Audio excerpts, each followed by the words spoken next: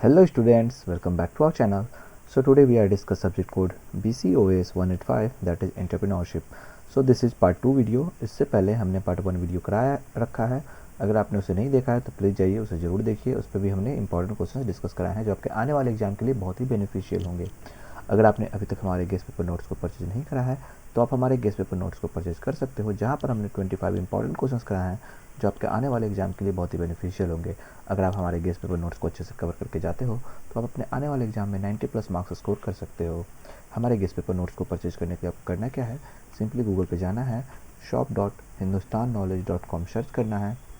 उसके बाद आप हमारी वेबसाइट पे चले जाओगे जहाँ पर आपको सिंपली यहाँ पे अपना सब्जेक्ट कोड इंटर करना होगा, दैट इज BCOS 185 और आपको यहाँ पे गेस्ट पेपर अवेलेबल हो जाएगा जिसको आप आसानी से यहाँ से परचेज कर सकते हो. अगर आपको हमारी वेबसाइट से गेस्ट पेपर परचेज करने में कोई भी प्रॉब्लम होती है तो आप हमारे दिए गए व्हाट्सएप नंबर पे मैसेज करके भी अपना गेस्ट पेपर परचेज कर सकते हो. हमारा नंबर है 9580023321.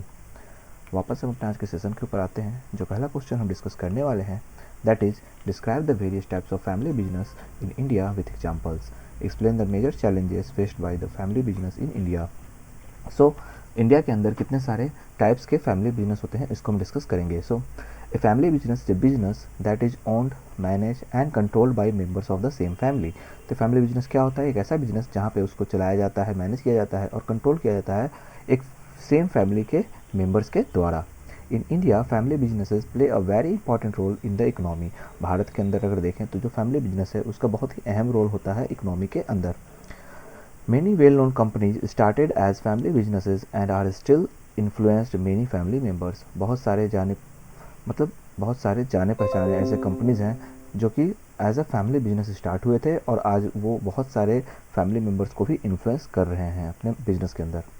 These businesses combines family values with business goals. और ऐसे बिजनेसेस जो होते हैं उनके अंदर फैमिली वैल्यूज़ भी होता है और साथ ही साथ उनका अपना एक कोई बिजनेस गोल भी होता है. ठीक है, दोनों कंबाइंड होता है. अब हम इसके टाइप्स को समझते हैं. So types of family businesses in India. First is the traditional family business. In this type, the business is owned and managed by one family and control usually passes from parents to children.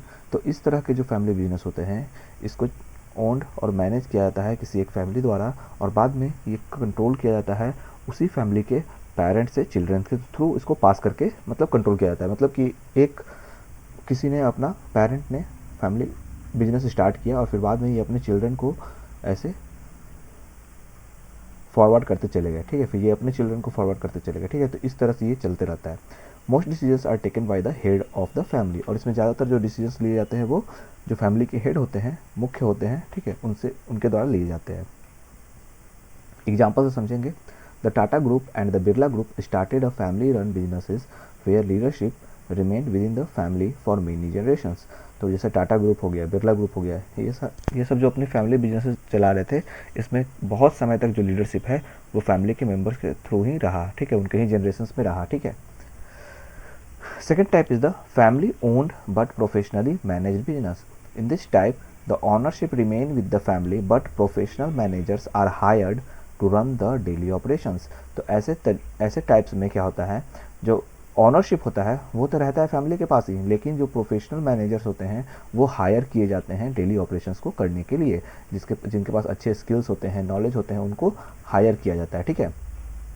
The family focus mainly on strategy and major decisions. और यहाँ पे family का जो मुख्य focus होता है किस पे होता है कि वो स्ट्रैटेजी और बड़े बड़े जो डिसीजंस होते हैं वो लेने में उनका मेन रोल होता है. एग्जाम्पल से समझेंगे.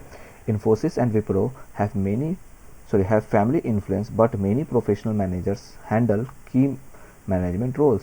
जैसे इन्फोसिस हो गया, विप्रो हो गया, ये फैमिली इन्फ्लुएंस्ड है. ठीक है, यानी कि ये फैमिली बिजनेस की तरह है, लेकिन यहाँ पे बहुत सारे प्रोफेशनल मैनेजर्स हायर किए गए हैं जो कि मैनेज करते हैं वहाँ के रोल्स को. ठीक है, मैनेजमेंट रोल्स को वो हैंडल करते हैं. ठीक है. Next type is the joint family business. Hindu in undivided family, HUF. So this type is based on the traditional Indian joint family system where business ownership is shared by family members. तो ये जो तरीका है, ये जो type है, ये based है, आधारित है traditional Indian joint family system पे. ठीक है, जो पुराने तौर तरीके से चला आ रहा भारत का जो जॉइंट सिस्टम है उस पर आधारित है. और इसके अंदर जो फैमिली मेम्बर्स होते हैं वही ऑनरशिप को मतलब रखते हैं. ठीक है. Head of the family called karta manage the business on behalf of family, और जो फैमिली का हेड होता है जिसको कर्ता भी कहा जाता है वो मैनेज करते हैं सारे बिजनेसेस को फैमिली के बिहाफ पे, ठीक है। एग्जाम्पल से समझेंगे, many traditional trading businesses and small industries in cities like Surat and Jaipur are operated under the HUF system, Hindu undivided family system, ठीक है। तो बहुत सारे ऐसे ट्रेडिशनल बिजनेसेस हैं छोटे छोटे इंडस्ट्रीज में, जैसे कि सूरत में हैं, ठीक है, जयपुर में देखने को मिलेंगे, जो कि बहुत समय से चले आ रहे हैं हिंदू अनडिवाइडेड सिस्टम के, अनडिवाइडेड फैमिली सिस्टम के ऊपर, ठीक है। Next type is the family partnership business. In this type family members become partners in the business and share profits, responsibilities and decision making. तो इस तरह का जो फैमिली बिजनेस होता है जहाँ पर फैमिली मेम्बर्स होते हैं पार्टनर्स आपस में, और जो बिजनेस होता है उसके अंदर प्रॉफिट को शेयर करते हैं, रिस्पॉन्सिबिलिटीज़ को शेयर करते हैं और डिसीजन मेकिंग को भी शेयर करते हैं। Each partner contributes capital and efforts. हर एक पार्टनर क्या करता है, कंट्रीब्यूट करता है, चाहे वो कैपिटल हो यानी पैसा हो और एफर्ट्स हो यानी कि जो अपनी तरफ से कोई भी एफर्ट्स लगाने हो उसको वो आपस में कंट्रीब्यूट करते हैं। एग्जाम्पल समझेंगे, the Reliance Industries started as a family partnership business led by Dhirubhai Ambani and later expanded into a large corporate group. तो जैसे रिलायंस इंडस्ट्री जो है वो स्टार्ट हुआ था फैमिली पार्टनरशिप के तरह से, एक बिजनेस स्टार्ट हुआ था जो कि आगे चल के धीरू भाई अम्बानी ने इसको और फैलाया और एक लार्ज कॉर्पोरेट ग्रुप बना दिया। अब इसमें जो चैलेंजेस आते हैं उसको हम देखते हैं यहाँ पे। First is the succession issues. One of the biggest challenges is deciding who will take over the business in the next generation. सबसे बड़ा चैलेंज तो यही है कि ये पता लगाना, ये डिसाइड कर पाना कि आगे जो बिजनेस है उसको आगे जाके नेक्स्ट जनरेशन में कौन इसको टेक ओवर करेगा। Sometimes family members may not have the required skills और may not be interested in continuing the business. कभी कभी फैमिली मेम्बर्स के पास उतना अच्छा स्किल्स नहीं होता है या फिर वो उस बिजनेस को कंटिन्यू करने में इंटरेस्टेड भी नहीं होते हैं। Second is the family conflicts. Conflicts between family members about profit sharing, decision making और leadership can create problems in the business. तो जो कॉन्फ्लिक्ट्स है ये हम बहुत तरह से कॉन्फ्लिक्ट्स देख चुके हैं, पिछले जो सेशन में हम क्वेश्चन कराए थे उसमें कॉन्फ्लिक्ट्स को अच्छे से समझे थे। तो फैमिली मेम्बर्स के बीच में कॉन्फ्लिक्ट हमेशा होते रहता है प्रॉफिट शेयरिंग को लेकर के, डिसीजन मेकिंग को लेकर के या फिर लीडरशिप को लेकर के, जो कि बिजनेस पे बहुत बड़ा प्रॉब्लम क्रिएट करता है। Such disputes can affect business growth, और ऐसे डिस्प्यूट्स ही करता है कि ऐसे डिस्प्यूट्स की वजह से ही आपके बिजनेस के ग्रोथ को अफेक्ट भी पहुंचता है। Next is the lack of professional management. Professional management का कमी होना। Many family businesses rely mainly on family members instead of skill professionals. बहुत सारे फैमिली बिजनेस जो होते हैं वो अपने मेम्बर्स पे ही रिलाई करते हैं बिना किसी स्किल प्रोफेशनल्स के, ठीक है। दिस में reduce efficiency and limit innovations in the business. इसके वजह से उनका इफिशियंसी में भी कमी आता है और इनोवेशंस भी बहुत कम हो पाता है उनके बिजनेस के अंदर, क्योंकि उनके पास कोई प्रोफेशनल मैनेजमेंट नहीं होता है। Next is difficulty in adapting to change. Some family businesses follow traditional methods and hesitate to adopt new technology, modern management practices और ग्लोबल बिजनेस स्ट्रेटजी। कुछ फैमिली बिजनेसेस जो होते हैं वो अपने पुराने तौर तरीके को ही अपनाने को कोशिश करते हैं और वो हिचकते हैं कुछ भी नया टेक्नोलॉजी या फिर नया मॉडर्न मैनेजमेंट प्रैक्टिस को लेने में, या फिर कोई ग्लोबल बिजनेस स्ट्रैटेजीज को लेने में, ठीक है। तो इसमें वो क्या करते हैं, थोड़ा सा हेजिटेट करते हैं, ठीक है। वो सोचते हैं कि हम जो पहले से अपना चले आ रहे हैं ट्रेडिशनल मेथड्स को उसी को हम अडॉप्ट करेंगे, ठीक है। Next is limit access to capital. Family businesses sometimes depend mostly on family funds. Family businesses जो होते हैं वो ज़्यादातर डिपेंड रहते हैं अपने खुद के फैमिली फंड्स पे। Because of this they may face difficulty in raising large capital for expansion and modernisation. और इसके वजह से क्या होता है कि उनको डिफ़िकल्टी फेस करना पड़ता है कि अपने एक्सपेंशन और मॉडर्नाइजेशन के लिए वो लार्ज कैपिटल नहीं जुटा पाते हैं, ठीक है। कंक्लूजन में हम समझेंगे, family businesses are an important part of India's economy and have contributed greatly to industrial growth and employment. तो फैमिली बिजनेस जो है वो भारत के इकोनॉमी के अंदर बहुत ही महत्वपूर्ण हिस्सा है जो कि कंट्रीब्यूट करता है इंडस्ट्रियल ग्रोथ में और एम्प्लॉयमेंट में भी। However, they face challenges such as succession problem, family conflict and lack of professional management। जबकि इसके साथ साथ इसको कई सारी चुनौतियों को भी सामना करना पड़ता है, जैसे कि सक्सेशन प्रॉब्लम के आगे का उत्तराधित्व कौन लेगा, फैमिली में कॉन्फ्लिक्ट होना और प्रोफेशनल मैनेजमेंट की कमी होना। By adopting modern practices and clear succession plan, family businesses can continue to grow and remain successful for future generations। तो इसको कैसे ठीक किया जा सकता है, तो मॉडर्न प्रैक्टिसेस को अडॉप्ट करके और अपना सक्सेशन प्लान को पहले से क्लियर करके हम फैमिली बिजनेस क्या कर सकता है, अच्छे से और बेहतर तरीके से ग्रो कर सकता है और आगे वाले जनरेशन्स के लिए और सक्सेसफुल बन सकता है। तो इस तरह से हम देख लिए कि किस तरह से फैमिली बिजनेसेस के टाइप्स हैं, इंडिया के अंदर और क्या क्या इसके चैलेंजेस हैं। नेक्स्ट क्वेश्चन हम जो देखने वाले हैं that is what is market research, outline the process of market research while doing business and discuss its significance. तो मार्केट रिसर्च क्या होता है? So, market research is a process of collecting and analyzing information about customer, competitors and overall market before starting or improving a business। तो market research क्या होता है? एक प्रक्रिया है जहाँ पर हम एनालाइज करते हैं और कलेक्ट करते हैं इंफॉर्मेशन, जानकारी के बारे में। किसके बारे में? कस्टमर की जानकारी, कंपटीटर्स, हमारा कंपटीशन किसके साथ है उसकी जानकारी, और पूरे पूरे मार्केट के बारे में। ठीक है, कोई भी बिजनेस को स्टार्ट या फिर इम्प्रूव करने से पहले। It helps businesses understand what customer needs, what products they prefer and how much they are willing to pay and what competitors are offering। इससे क्या हमको मिलता है? इससे हमारे बिजनेस को मदद मिलता है समझने में कि क्या कस्टमर की ज़रूरत है, नीड है, ठीक है, कैसे प्रोडक्ट्स वो प्रेफर करते हैं, कितना पैसे वो देना चाहते हैं उस प्रोडक्ट के लिए, और उनका कंपटीटर जो है यानी कि उनके कंपटीशन में जो खड़ा है अगला, वो क्या उनको ऑफर कर रहा है। ठीक है, अगर हम सामान्य भाषा में समझें तो market research helps a business makes better decisions by understanding the market situation. Market research मदद करता है बिजनेस को बेहतर तरीके से फैसले लेने में मार्केट के सिचुएशन को समझ करके। It reduce the risk of failure and help businesses plan their product price and market strategy properly. ये कम करता है फेलियर के रिस्क को, साथ ही साथ ये बिजनेस को मदद करता है उसके प्रोडक्ट्स के लिए प्लान करने में, प्राइस को प्लान करने में और मार्केट स्ट्रेटजी को प्लान करने में अच्छे तरीके से। ठीक है, हम इसके प्रोसेस को समझेंगे। What is the process of market research? So market research is done through a systematic process. ये सिस्टमेटिक तरीके से इसको किया जाता है। इसके कुछ स्टेप्स हैं जिसको हम नीचे एक एक करके देखते हैं। First is the identify the problem और objective. The first step is to clearly define the purpose of the research. अगर हम रिसर्च कर रहे हैं तो पहला स्टेप यही है कि हमको पता होना चाहिए कि हमारा क्या पर्पज़ है उस रिसर्च का। A business must decide what information is needs. एक बिजनेस में हमेशा ये पता होना चाहिए कि क्या इन्फॉर्मेशन उसको ज़रूरत है। For example, the objective may be to understand customer preference, check demand for a new product और स्टडी कंपटीटर्स। जैसे कि एक ऑब्जेक्टिव होना चाहिए कि क्या कस्टमर का प्रेफरेंस है उसको समझना, ठीक है, चेक डिमांड को समझना नए प्रोडक्ट के लिए और अपने कंपटीटर्स को समझना। ठीक है, second is the develop a research plan. एक रिसर्च प्लान डेवलप करना। In this step the business decides how the research will be conducted. इस स्टेप में क्या होता है? बिजनेस जो होता है वो डिसाइड करता है कि कैसे हमको रिसर्च को कंडक्ट करना है। It includes choosing the research method. इसके अंदर हम रिसर्च मेथड को चूज करते हैं। सिलेक्टिंग द टारगेट कस्टमर, हम अपने कस्टमर को टारगेट करते हैं, उसको सिलेक्ट करते हैं जो टारगेट कस्टमर है उसको। And deciding how data will be collected, और डिसाइड करते हैं कि कैसे हम डाटा को कलेक्ट करेंगे। Data can be collected through survey, interview, questionnaires और ऑनलाइन रिसर्च। डाटा हम बहुत तरीके से कलेक्ट कर सकते हैं। सर्वे करके कलेक्ट कर सकते हैं, इंटरव्यू से कलेक्ट कर सकते हैं, क्वेश्चन आंसर करके कलेक्ट कर सकते हैं और ऑनलाइन रिसर्च से भी कलेक्ट कर सकते हैं। Next step is the collect the data. After planning the next step to gather the required information. Planning करने के बाद अगला स्टेप होता है कि हमको इन्फॉर्मेशन को गैदर करना है। इसको हम दो तरीके से मतलब लेते हैं। डाटा जो होता है ना वो यहाँ पे दो तरीके से होता है। First is the primary data, second is the secondary data. Primary data is the information collected directly from customers through survey और इंटरव्यू। तो प्राइमरी डेटा वो होता है जो हम डायरेक्ट कस्टमर से लेते हैं सर्वे करके या फिर इंटरव्यू करके। सेकेंडरी डेटा होता है information already available from report, website, government records और इंडस्ट्री पब्लिकेशंस।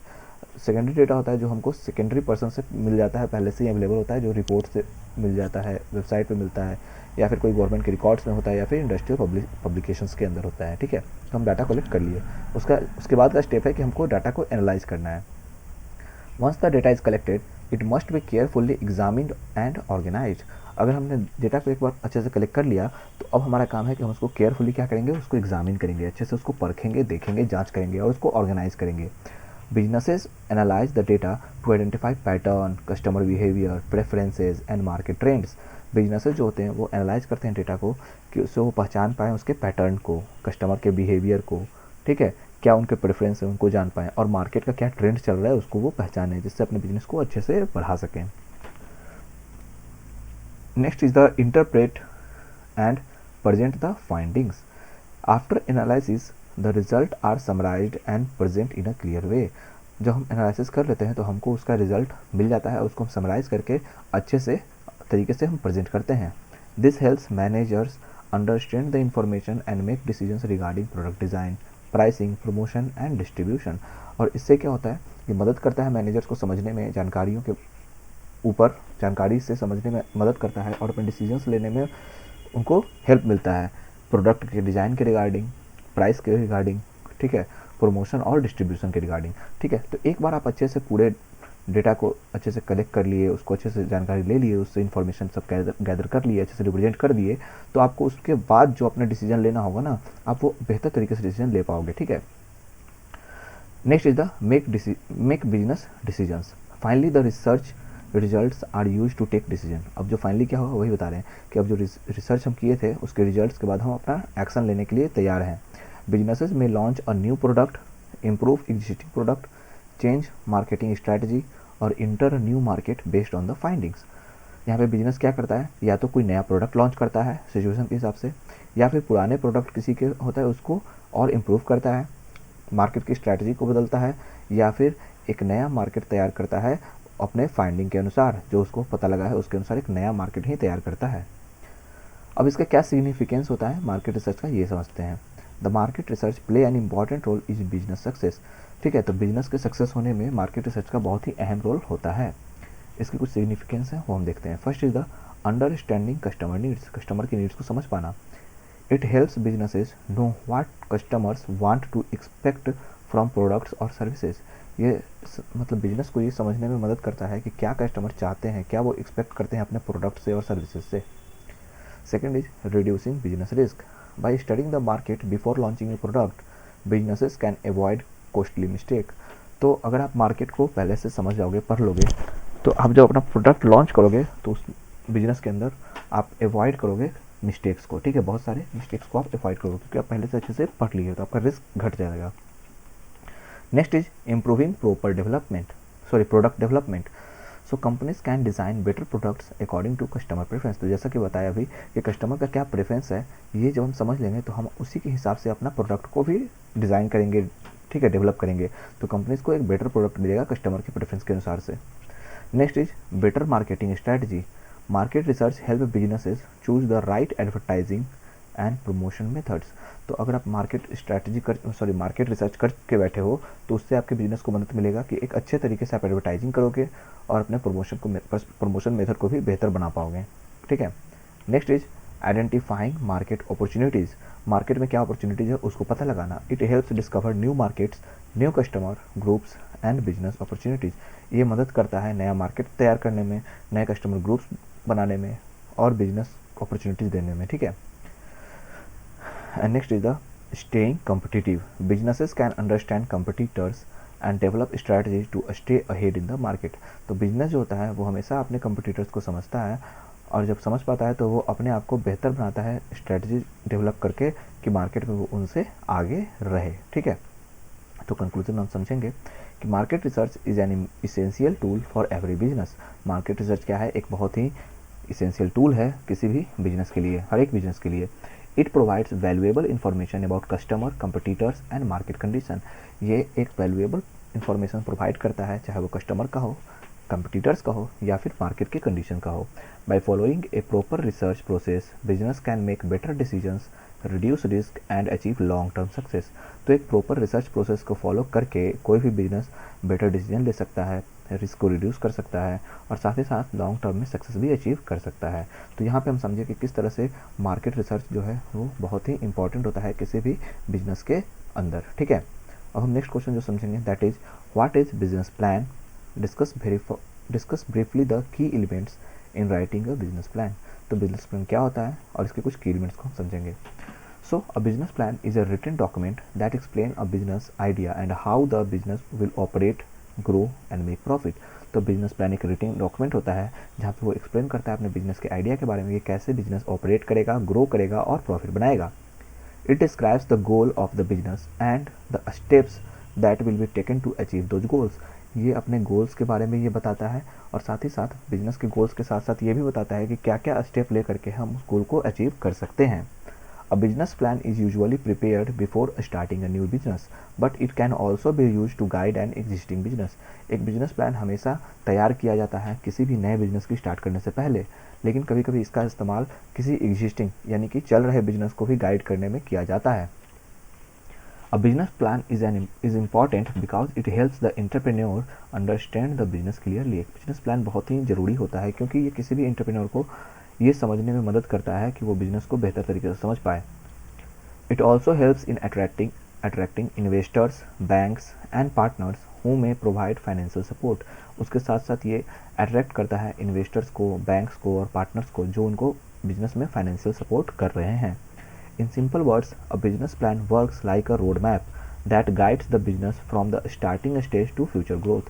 सिंपल स्टेप में अगर समझें तो ये बिजनेस प्लान जो होता है वो एक रोड मैप की तरह होता है जो आपको स्टार्टिंग से आपके बिजनेस ग्रोथ तक, फ्यूचर ग्रोथ तक आपका ये पूरा एक रास्ता दिखाता है, गाइड करता है. ठीक है, इसके कुछ की एलिमेंट्स को हम समझते हैं. First is the executive summary. The executive summary is the first section of a business plan, but it is usually written at the end. Executive summary जो होता है ना वो फर्स्ट सेक्शन होता है बिजनेस प्लान का, लेकिन ये सबसे लास्ट में लिखा जाता है. It gives a short in overview of the entire business plan. ये हमको एक शॉर्ट ओवरव्यू देता है पूरे बिजनेस प्लान का.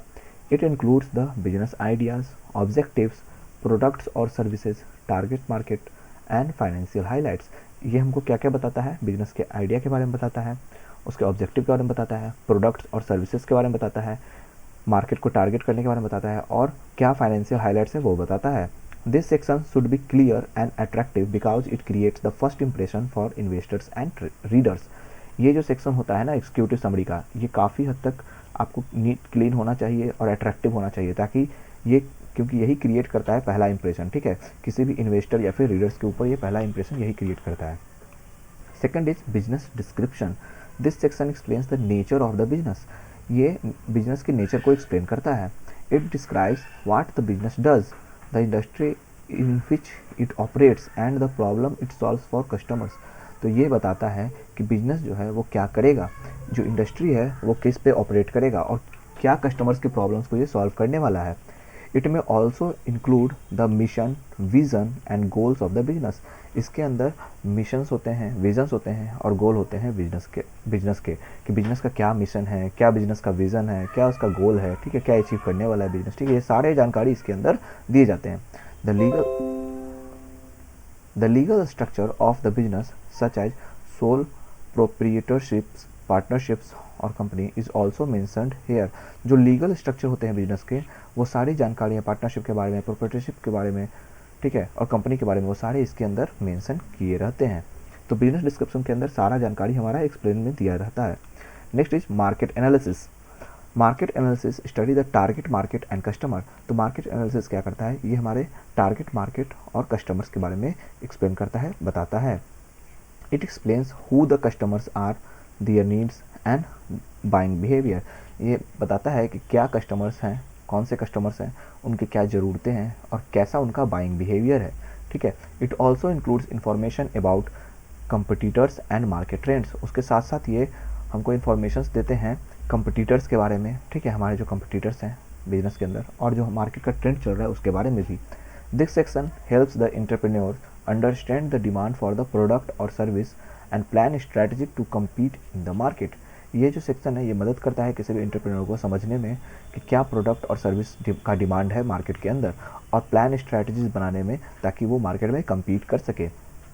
नेक्स्ट इज प्रोडक्ट और सर्विसेज. ठीक है, प्रोडक्ट्स और services. This section describes the products और सर्विसेज ऑफर्ड बाय बिजनेस. ये जो सेक्शन है ये डिस्क्राइब करता है अपने प्रोडक्ट्स या सर्विसेज के बारे में जो ये बिजनेस से ऑफर कर रहा है. It explains their features, benefits and how they are different from competitors. ये एक्सप्लेन करता है अपने प्रोडक्ट्स के फीचर्स के बारे में, उसके बेनिफिट्स के बारे में और वो कैसे दूसरे कंपटीटर्स के प्रोडक्ट से अलग है उसके बारे में. ठीक है, इट में also include information about pricing, product development and future improvements. उसके साथ साथ ये भी ये बताता है कि क्या इसके प्राइसिंग है, क्या इसका प्रोडक्ट्स का डेवलपमेंट कैसे हो सकता है और फ्यूचर में इसके क्या इंप्रूवमेंट्स भी किए जा सकते हैं. ये सारी जानकारी ये इसके अंदर देता है. Next is marketing and sales strategy. The marketing and sales strategy explains how the business will attract and retain customers. जो मार्केटिंग और सेल्स स्ट्रैटेजी होता है ये बताता है कि कैसे हम बिजनेस को और ज़्यादा अट्रैक्टिव बना सकते हैं और कैसे कस्टमर को रिटेन कर सकते हैं कि वो हमारे ही पास रहें. ठीक है, हमारे कस्टमर कहीं जाए नहीं. It includes promotion method such as advertising, social media, online marketing and sales technique. इसके अंदर हमको प्रमोशन मेथड्स देखने को मिलता है जैसे कि एडवर्टाइजमेंट का, ठीक है। सोशल मीडिया भी एक बहुत बड़ा प्लेटफॉर्म हो गया एडवर्टाइजमेंट का, ठीक है। तो उसका मदद करके या फिर ऑनलाइन मार्केटिंग करके या फिर सेल्स टेक्निक्स का इस्तेमाल करके। Pricing strategy and distributional channels are also explain in this section. तो प्राइसिंग स्ट्रैटेजी, ठीक है, सेल्स देना, ठीक है, सेल ऑफर दे देना, ठीक है, ये सारी चीज़ें, ठीक है, डिस्ट्रीब्यूशन चैनल और सारी चीज़ों के बारे में इसी सेक्शन के अंदर एक्सप्लेन किया जाता है। Next is management and organisation. This section describes the management team and organisational structure of the business. ये जो सेक्शन होता है वो डिस्क्राइब करता है मैनेजमेंट टीम के बारे में और उनके ऑर्गेनाइजेशनल स्ट्रक्चर के बारे में पूरे बिजनेस का। It explains the role and responsibilities of owners, managers and employees. ये अपने मैनेजर, ऑनर और एम्प्लॉयज़ के रोल्स और रिस्पॉन्सिबिलिटीज़ के बारे में बताता है। If the management teams has experience और special skills, it is highlighted here to show that the business is capable of success. अगर जो मैनेजमेंट टीम है उनके पास एक्सपीरियंस है और स्पेशल स्किल्स है तो वो यहाँ पे हाईलाइट करता है कि जो बिजनेस है वो कैपेबल है सक्सेस के लिए। Next is the financial plan. The financial plan show the financial condition and future projections of the business. जो फाइनेंशियल प्लान होता है वो दर्शाता है अपने बिजनेस के फाइनेंशियल कंडीशंस के बारे में और उसके फ्यूचर प्रोजेक्शंस के बारे में। It includes estimated cost, revenue, profit, cash flow and funding requirements. ये सारी फाइनेंशियल चीज़ों को दिखाता है, जैसे कि क्या एस्टिमेटेड कॉस्ट होगा, ठीक है, क्या एस्टिमेटेड कॉस्ट लगेगा पूरे बिजनेस के अंदर, ठीक है, क्या रेवेन्यू आएगा, क्या प्रॉफिट बनेगा, ठीक है, कैसा कैश फ्लो होगा, ठीक है, क्या क्या फंडिंग रिक्वायरमेंट्स हैं, सारी चीज़ों के बारे में। Financial statements such as income statements, balance sheets, break even analysis are often included. जितने भी फाइनेंशियल स्टेटमेंट्स हैं जैसे कि इनकम स्टेटमेंट हो गया, बैलेंस शीट हो गया, ठीक है, ब्रेक इवन एनालिसिस हो गया, ये सारे इसके अंदर इंक्लूडेड होते हैं। कंक्लूजन से हम समझेंगे। In conclusion, a business plan is an essential document that helps entrepreneurs organise their ideas and plan the future of a business. तो बिजनेस प्लान क्या है? एक बहुत ही इसेंशियल डॉक्यूमेंट होता है जो किसी भी एंटरप्रेन्योर को मदद करता है ऑर्गेनाइज करने में उनके आइडियाज़ को और उनके प्लान को उनके बिजनेस के फ्यूचर के लिए। By including key elements like executive summary, market analysis, marketing strategy, management structure, and financial planning, a business plan provides a clear directions for achieving business success. तो कुछ की एलिमेंट्स को include करके, जैसे कि एग्जीक्यूटिव समरी को, ठीक है, मार्केट एनालिसिस करके, मार्केटिंग स्ट्रेटजी अपना करके, मैनेजमेंट स्ट्रक्चर को चूज करके और फाइनेंशियल प्लानिंग करके किसी भी बिजनेस को एक क्लियर डायरेक्शन दिया जा सकता है ताकि वो बिजनेस अच्छे से सक्सेस कर सके। तो इस तरह से हम समझे कि क्या होता है बिजनेस प्लान और कैसे इसका इंपॉर्टेंट रोल होता है किसी भी बिजनेस को सक्सेस बनाने में, और इसके की एलिमेंट्स को भी हमने देख लिया। नेक्स्ट क्वेश्चन जो हम समझने वाले हैं that is describe the essential component of detailed project report DPR with the help of examples. तो डिटेल्ड प्रोजेक्ट रिपोर्ट का क्या एसेंशियल कंपोनेंट होता है इसको हम समझेंगे एग्जांपल्स के साथ। So a detailed project report is an important document prepared before starting a project. तो किसी भी प्रोजेक्ट के स्टार्टिंग से पहले हम एक डॉक्यूमेंट प्रिपेयर करते हैं, उसी को हम डिटेल प्रोजेक्ट रिपोर्ट कहते हैं। It explains the complete plan of A project including it's objective, cost, resources and expected benefits. तो ये इसके अंदर जो होता है हम कंप्लीट प्लान बनाते हैं प्रोजेक्ट का, जिसके अंदर हम डालते हैं इसके ऑब्जेक्टिव्स के बारे में, इसके कॉस्ट के बारे में, रिसोर्सेज और एक्सपेक्टेड बेनिफिट्स के बारे में। ए DPR that is detail project report help investors, banks and management understands whether the project is feasible and profitable। तो जो एक DPR होता है वो अपने इन्वेस्टर्स को, बैंक्स को और मैनेजमेंट्स को ये समझाने में मदद करता है कि जो प्रोजेक्ट है वो कितना अच्छा बनेगा, कैसा बनेगा, कितना प्रॉफिटेबल हो पाएगा। फॉर एग्जाम्पल हम समझते हैं, if someone wants to start a solar power plant, a DPR will describe how the plant will be built, how much it will cost and how much electricity it will produce. अगर एक कोई इंसान solar power plant बनाना चाहता है, start करना चाहता है, तो उसका जो DPR है वो डिस्क्राइब करेगा कैसे प्लांट बनेगा, कितना इसका कॉस्ट होगा, कितना इलेक्ट्रिसिटी ये प्रोड्यूस करेगा। तो ये सारी जानकारी किसी भी प्रोजेक्ट की एक DPR के अंदर होता है, ठीक है। ओके, तो हम इसके कुछ अभी यहाँ पे कंपोनेंट्स को समझते हैं, ठीक है। So first is the project introduction. This section gives a brief overview of the project.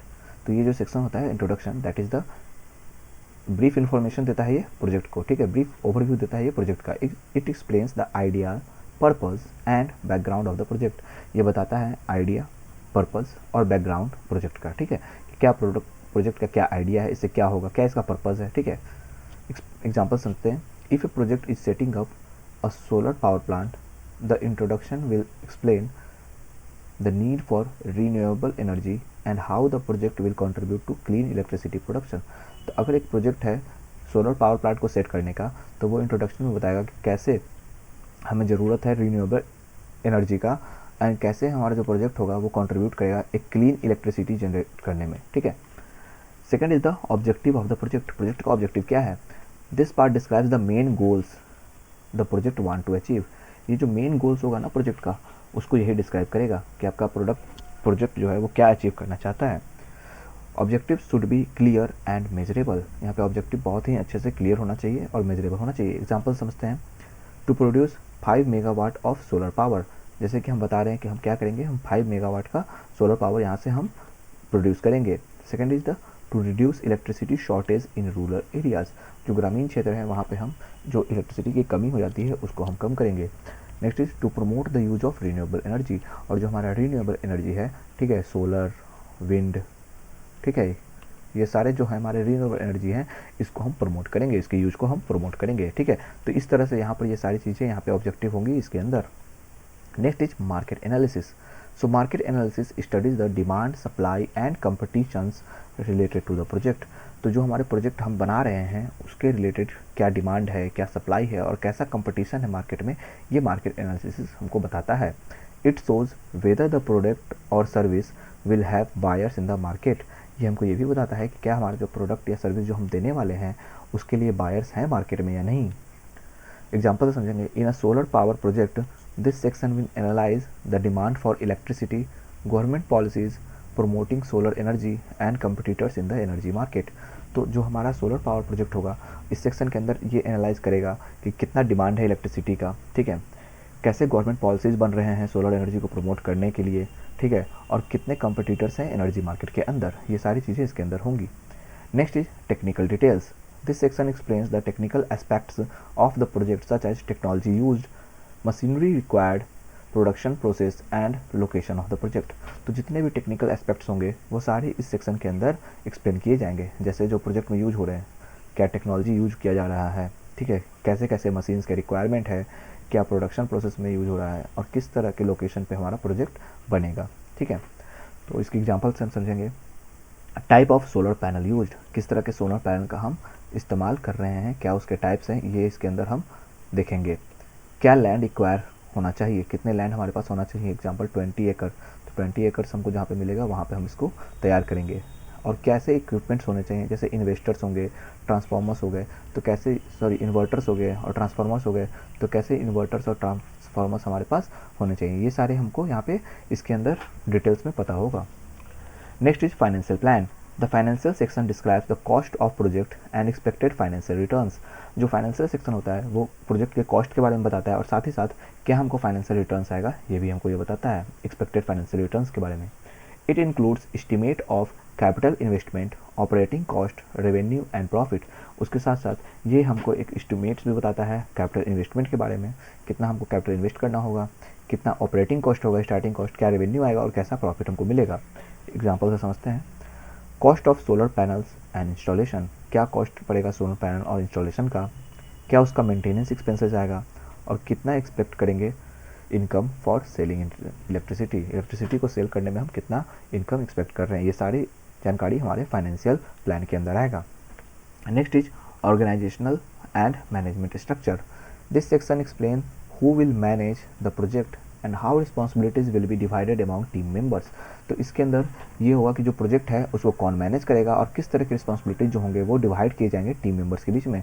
जैसे कि प्रोजेक्ट मैनेजर होगा कोई, एक टेक्निकल इंजीनियर होगा उसके अंदर, फिर फाइनेंस देखने के लिए फाइनेंस और एडमिनिस्ट्रेटिव स्टाफ भी होगा। ठीक है। तो ये सारे अलग अलग यहाँ पे मैनेज करने के लिए मैनेजमेंट में लोग होंगे, ठीक है, जो मैनेजमेंट देखेंगे, ठीक है, और प्रोजेक्ट को रिस्पॉन्सिबिलिटी लेंगे। Next is implementation schedule. The implementation schedule show the timeline for completing different stage of the project. तो इम्प्लीमेंटेशन शेड्यूल जो है वो एक टाइमलाइन होगा जहाँ पे वो बताएगा कि किस किस स्टेज को किस किस टाइम पे कंप्लीट करना है प्रोजेक्ट के अंदर। It helps ensure the project is completed on time, जिससे हमको मदद मिलेगा कि हमारा जो प्रोजेक्ट है वो क्या हो जाए, अपने टाइम पे कंप्लीट हो जाए। जैसे कि लैंड परचेज हमको 2 महीने में कर लेना है, ठीक है, इक्विपमेंट जो हमको इंस्टॉल करना है उसमें 4 महीने लगेंगे, ठीक है, और टेस्टिंग और ऑपरेशन में 1 महीने लगेंगे। तो इस तरह से अगर हमारा टाइम शेड्यूल पहले से रहेगा तो इससे क्या हो सकता है, इससे हमारा प्रोजेक्ट जो है वो टाइम पे स्टार्ट हो जाएगा, कंप्लीट हो जाएगा, ठीक है। Next is risk analysis and sustainability. This section identifies possible risk and challenges and suggest solution. तो ये जो सेक्शन होता है ये पहचानता है कि क्या हमारे को रिस्क फेस करना पड़ेगा और कैसे चैलेंजेस हमारे साथ आ सकते हैं, और उसके साथ साथ ये हमको कुछ सुझाव देता है हमारे सॉल्यूशंस के बारे में। It also explains how the project will remain sustainable in the long term. उसके साथ साथ ये भी बताता है कि कैसे हमारा जो प्रोजेक्ट है वो लॉन्ग टर्म में अच्छे से रन कर सकता है। एग्जाम्पल से समझेंगे, risk like bad weather affecting solar output और equipment damage and plans for maintenance and insurance. तो यहाँ पे जो रिस्क है जैसे कि बैड वेदर होना जो कि अफेक्ट कर सकता है सोलर आउटपुट को या फिर इक्विपमेंट को डैमेज कर सकता है, तो उसके लिए हम प्लान करेंगे मेंटेनेंस के लिए, और इंश्योरेंस का हम पहले से प्लान करके रखेंगे, ठीक है। तो इस तरह के रिस्क हो सकते हैं और उसके हिसाब से हम उसके सॉल्यूशंस को भी देख सकते हैं, ठीक है। तो कंक्लूजन में हम समझेंगे, a detail project report DPR provides a complete blueprint of A project. तो जो DPR होता है वो हमको एक पूरे तरीके से ब्लूप्रिंट देता है किसी भी प्रोजेक्ट का। It helps stakeholders understand the feasibility, cost, benefits and risk involve. तो ये मदद करता है जो भी स्टेक होल्डर्स हैं, जो भी हमारे को फाइनेंस में सपोर्ट कर रहे हैं उस प्रोजेक्ट के अंदर, उनको समझने में कि क्या इसका कॉस्ट आएगा, कैसा ये बेनिफिट्स देगा, क्या इसके अंदर रिस्क भी इन्वॉल्व है। By carefully preparing A DPR, organizations can improve planning, reduce uncertainties and increase the chances of project success। तो एक अच्छे तरीके से DPR प्रिपेयर करके ऑर्गेनाइजेशन जो है वो अपने प्लानिंग को इम्प्रूव कर सकता है, अनसर्टेनिटीज़ को कम कर सकता है और साथ ही साथ प्रोजेक्ट के सक्सेस के चांसेस को भी बढ़ा सकता है।